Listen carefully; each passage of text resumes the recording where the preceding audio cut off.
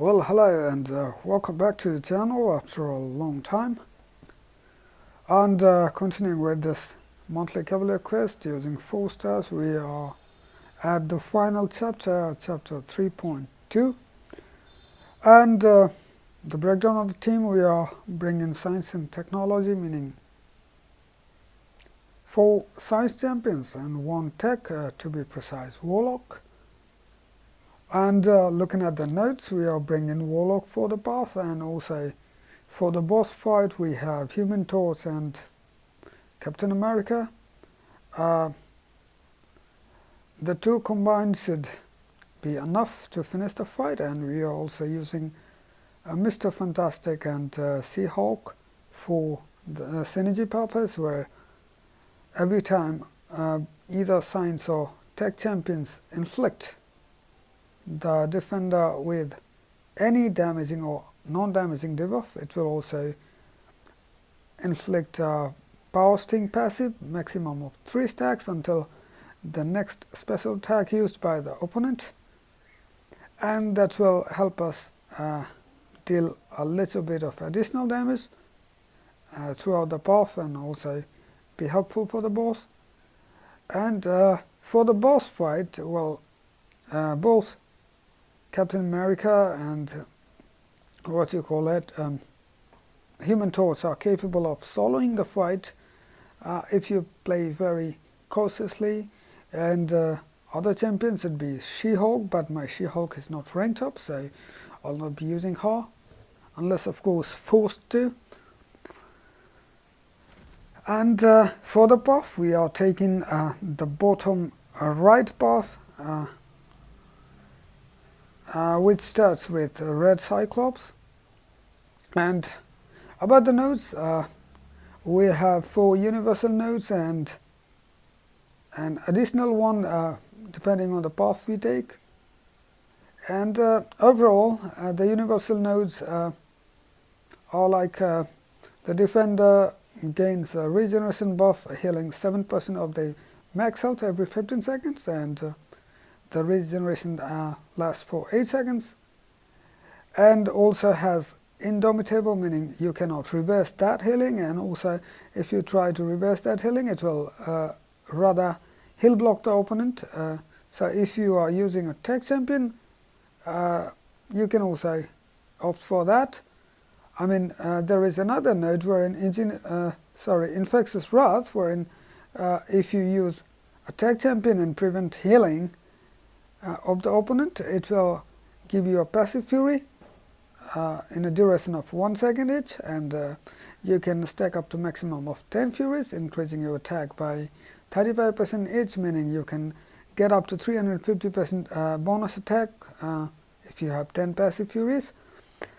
And also, if you don't have a heal block champion, you can also bring a tech champion who can possibly armor break, and every time you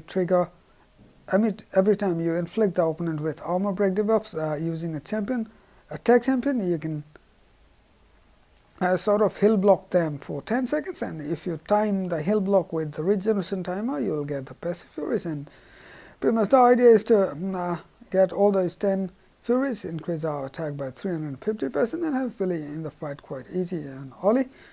And also we have the last additional node where whenever brought below 50%, the defenders gain a burst of 20% power, and if you prevent that with ability reduction, it will rather regenerate 15% of health.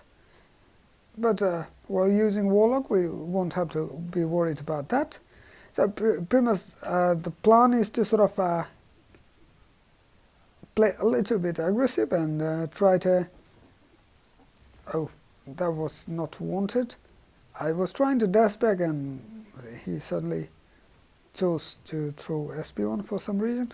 So anyway, we want to sort of get up to those 20 virus charges and inflict the defender with infection. That will prevent regeneration from triggering, and then not exactly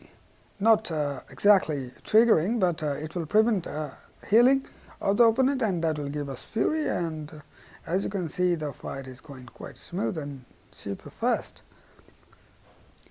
So almost 70 hits in, and we are almost done with the fight, and we'll want to use an SP3 so that we can heal back to a little bit, and hopefully a combo or two will finish the fight, and that's pretty much the first fight.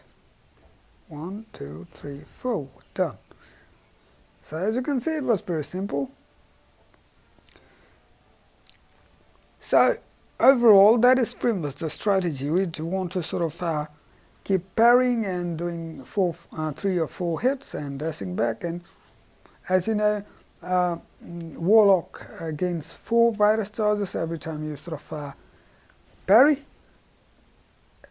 and that will help us prevent regeneration from happening, and likely also give us passive furies. And also you can chip 1 or 2 heavies in between, and if you manage to throw your heavy after your SP2, it will deal a big amount of damage because of those armor bricks.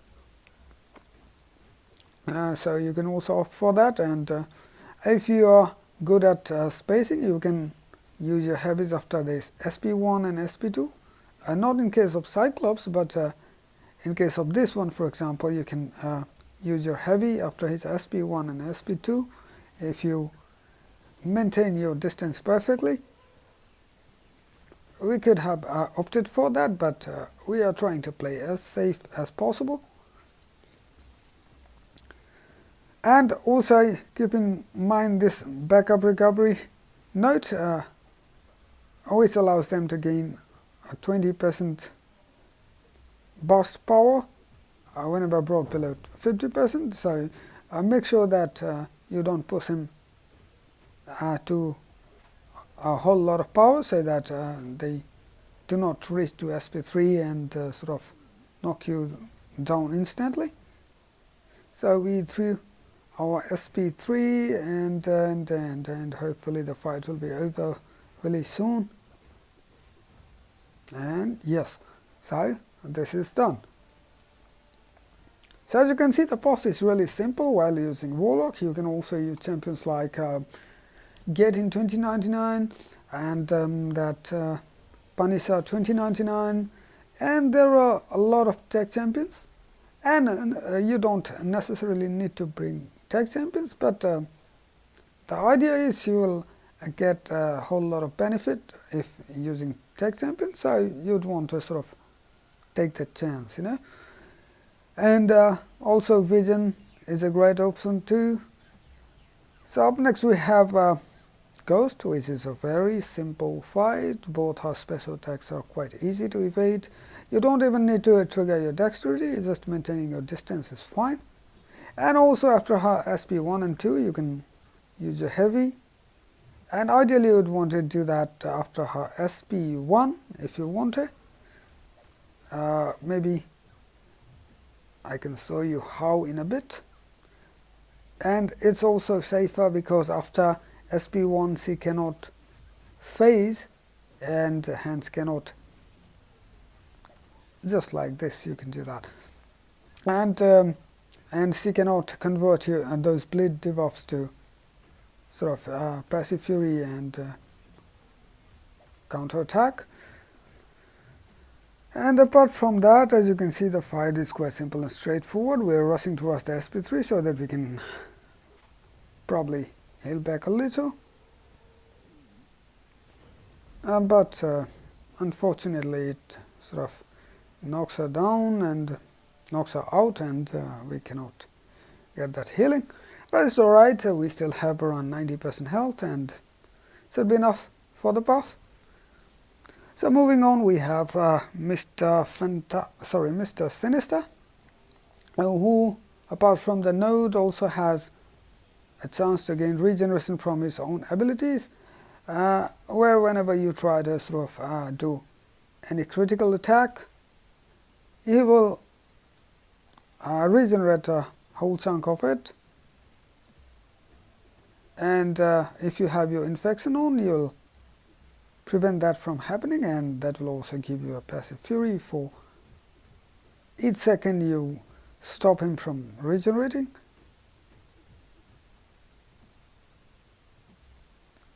And hopefully after the first regeneration I will have enough furies, and after that we'll be doing a great ton of damage. And also you wouldn't have to be hesitating while bleeding Mr. Sinister while using Warlock, because he's bleed immune by default, and those bleeds cannot be transformed back to you. And we are also throwing the SP3 so that we can get a little bit of healing after this, and then hopefully in the fight afterwards.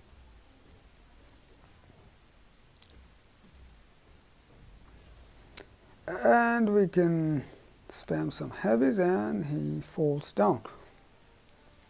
So as you can see, the fight was quite simple. And as you can see, we are only using 4 stars, and I'm sure you might have champions that are higher in rank or level. So I'm trying to sort of show you that even using 4 stars or rank 3-5, so you can clear the quests. But I don't suggest you to use them if you already have someone higher in rank, and if you use a 5-star ranked 5 Warlock, the fights will be over in just like 10-15 minutes. The overall quest will be over in 10-15 minutes. Probably the boss fight will take a little bit of time if you don't have a proper counter, but other than that, the path is quite easy while using Warlock. So up next we have Hulk, and this fight can be a little bit longer, especially because of the frequent fury triggers that the Hulk does. Whenever hitting the opponent or getting hit by the opponent, Hulk has a chance to gain a fury buff, which will sort of decrease the duration of our infection charges, and then it might drag the fight to be a little bit longer, if not very much. But it's only 1 buff for 2, so we don't have to be worried a lot about it.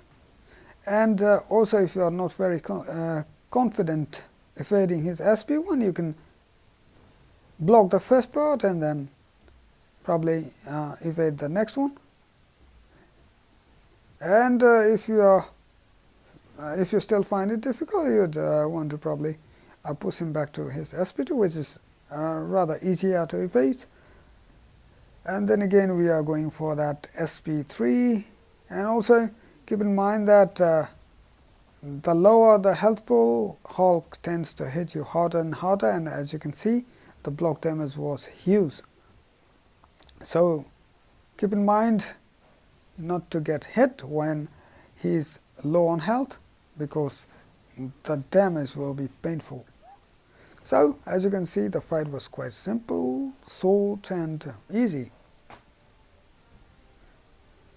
And we are pretty much at the last fight of the quest, before the boss of course, and it is Nightcrawler, which can be really tricky if you are not very much aware of his abilities, which is he has a 22 plus 15 is equal to 37% chance against physical attacks to be evaded, but if your attacks are energy based or non-contact based, he only has 22% chance to evade your attack. So you can apply pretty much 2 styles. You can choose between 2 styles. So one is you just parry him and use either 3-4 hits or only medium heavy, so that he cannot evade because he'll be stunned during that. Or you can rather choose to change his combat mode, which happens if he dashes back and holds block for 2 seconds, which is a little bit tricky.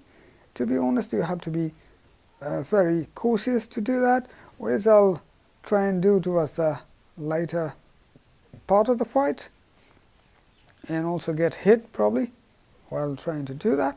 Which is not necessary. You can pretty much parry him and hit him while he's stunned. Here we got hit by him, So not a big deal. We can hopefully recover from this. He weighs quite a lot. And we go for an SP3 just for a little bit of safety, because 20% health might not be very much reliable on this one. So we are at around 28. We are just trying to change his combat mode, but he's being a little bit dodgy here. Yes. So as you can see, he is now at that swashbuckling mode, meaning his attack is increased by quite a lot, but the good news is he cannot evade anymore. Unless of course you change his mode again. So this is the idea. You can also opt to use your SP1 while he's dashing back and holding block, but that will be a little bit risky. I do that sometimes. If the fight is very much longer, I tend to do that. So as you can see, the whole path was quite easy and simple. And the next fight will be the final boss, which is Mangok. So let's see the nodes. And we have the linked 100% health node, and then we of course have 100% tag. Power lapse 2, meaning every time you power drain, power burn, or power steal him, the potency of the next time you deal the same will be less and less by 10% and up to 100% max, meaning those power control champions are not very much effective. And positive for us is that power lock is not there, meaning magic could still work. But the problem is you'll have to use your SP2 to power lock him, but as soon as you knock him down, he'll remove all the buffs. So even C won't be very much effective. And apart from that, we of course have aggressive heavy hitter, which you might be aware of, and he has empowered immunity. And right back at it, meaning whenever you knock him down, he becomes debuff immune for 6 seconds. So your parries might not be effective if you knock him down frequently, but a small little trick, you can bring White Magneto in the team, and that will convert your parry stuns to stun passive instead of debuffs, and you can consistently parry this defender no matter what if you bring White Magneto and use his pre-fight ability. And by default he is also immune to bleed and armor break, and also if he is enraged and uses his SP1, he'll also be immune to energy attacks such as cold snap, forced bite, incinerate, and shock. So pretty much champions reliant on those debuffs should not be used, and also while using Human Torch you'll have to use your pre-fight, because otherwise he will use Incinerate and that will give him a lot of power, and he will also not take any damage. And even if you use Captain America Infinite War, make sure that you don't bring the Cosmic Synergy, because it has a chance to armor break the opponent, and that will trigger empowered immunity. So pretty much the idea is to play normally until he has almost a bar of power, and then we can possibly use a heavy so that he'll use SP1, and by the time he finishes it, the debuff immunity is almost over. And also will not use special attacks until he triggers his unstoppable, which happens if he uses special attacks whenever he has 10 hatred, just like this one. And now we'll have to use special attacks to turn that off. So if you don't have the champion to sort of nullify unstoppable, you'd want to save your special attack for that time.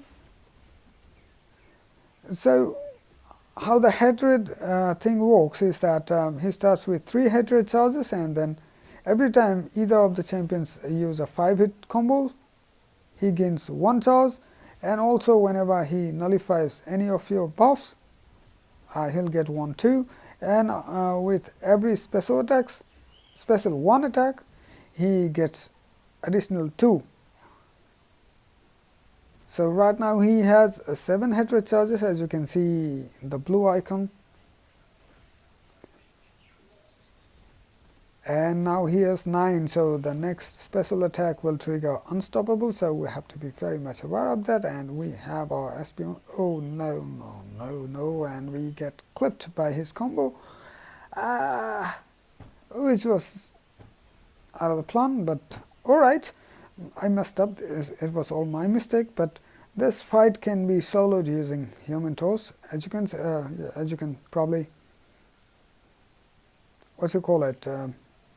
you can probably guess that it's possible. And another good counter is this Captain America Infinite War, with which you don't want to go with that very heavy all the time, because every time you knock him down he'll become debuff immune, and also your parries will apply some debuffs and it will give him power. So you have to use your heavies, you have to time your heavies perfectly, so that you don't have to deal with that improved immunity stuff. And apart from that, Captain America Infinite War is also capable of soloing this fight. You just have to come up with a proper plan and proper synergies. Don't have to bring, and I got clipped right there, a little bit of mistake while spacing, but not a big deal, because we didn't lose a lot of health, fortunately. And along with these champions, more counters could be Stealth Suit Spider-Man, and arguably the best counter would be perhaps She-Hulk, and Tigra might work. Or ideally you would want to bring a champion that can deal with that unstoppable. And other than that, the fight is not very much complicated or something. Of course, the champion is new, and you might struggle a little with his animations and special attacks, and you might also get clipped by his heavies, because heavy attacks are uninterrupted, and it might mess up some people if they are not very much quick on their fingers. But apart from that, the fight is quite simple. Could be a bit longer because of course we are using 4 stars.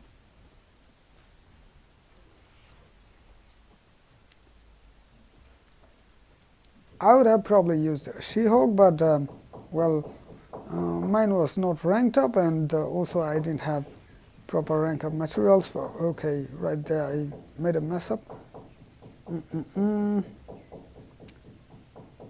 Hopefully that won't be repeated. And also make sure that you have your tactical charges ready when he is up to 10 hatred charges, because if you end up with 0 tactical charges and he becomes unstoppable, it could be a little bit annoying. But other than that, the fight is quite easy and simple.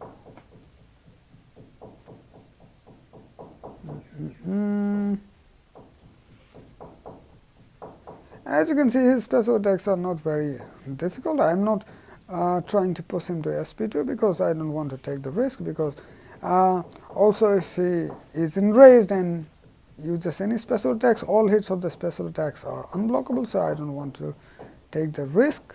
So we were trying to play as safe as possible. Well, I had to use 2 champions, which is of course because I messed up. It was all my mistake, but both of the champions could have soloed the fight quite easily, which I'm sure a lot of you guys can do. And that was all about the quest for this month, and I hope you enjoyed the video, and if you did, please make sure to like, share and subscribe, and also please make sure to share the video and also the channel to as many people as you can, because that is pretty much the only way I can get my videos circulating. And also let me know in the comments if I should make any tutorial videos regarding MCOC, whether in Hindi or English, which I would love to do. I just need enough of the audience for that. I'm not actually sure if my subscribers are from India or abroad, whether they want in Hindi or English. I'm not sure about that. So I'd love to make that. And anyhow, that's about it. And I'll see you in the next one. And till then, take care and have a great day.